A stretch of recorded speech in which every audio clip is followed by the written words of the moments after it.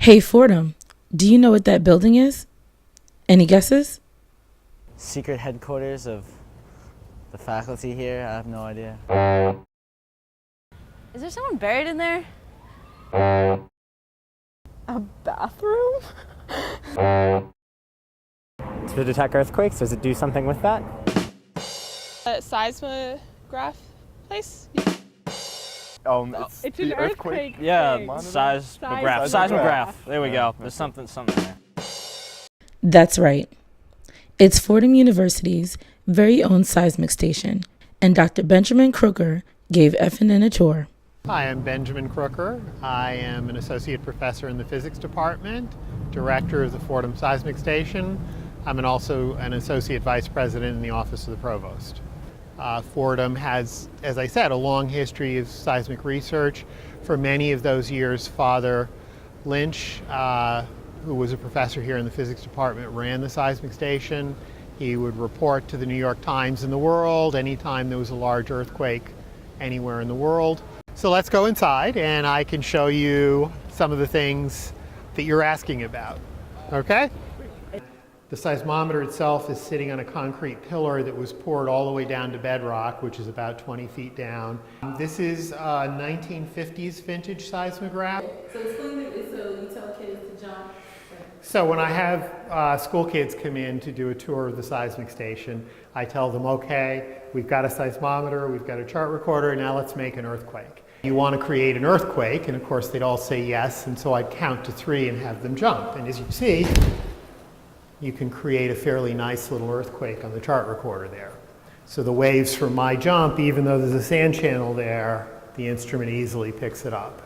So in order to reduce sensitivity to soccer matches on eddies, or the marching band practicing and going by, or all the stomping feet at graduation, we want our seismic station to be on bedrock. And so it happens that in this location, bedrock is about 20 feet down the staircase.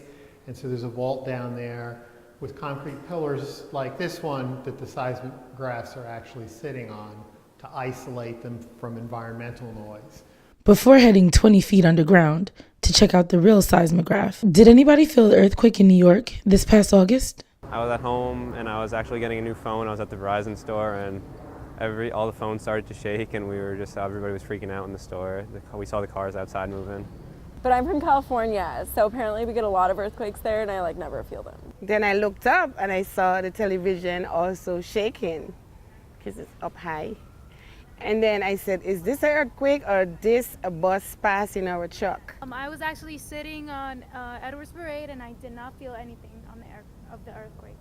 I was sitting on my bed, no hair, and I thought it was my air conditioner. I was on Eddie's too, and now she's cuddling with my girlfriend, so I didn't feel anything at all.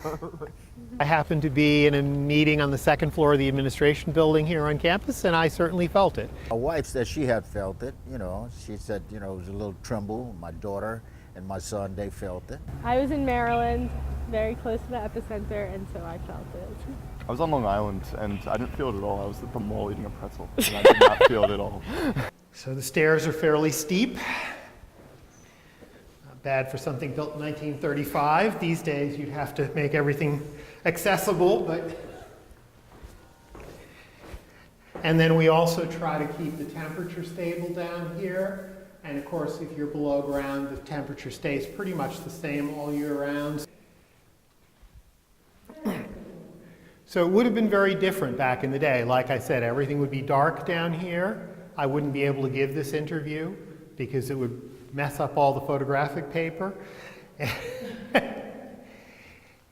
And there would be sort of wires and light beams going all over the place for the 12 or so seismometers that they used to run down here. And take the cover box off. This is the actual seismometer. And so inside of here, there's a vertical sensor, an east-west and a north-south.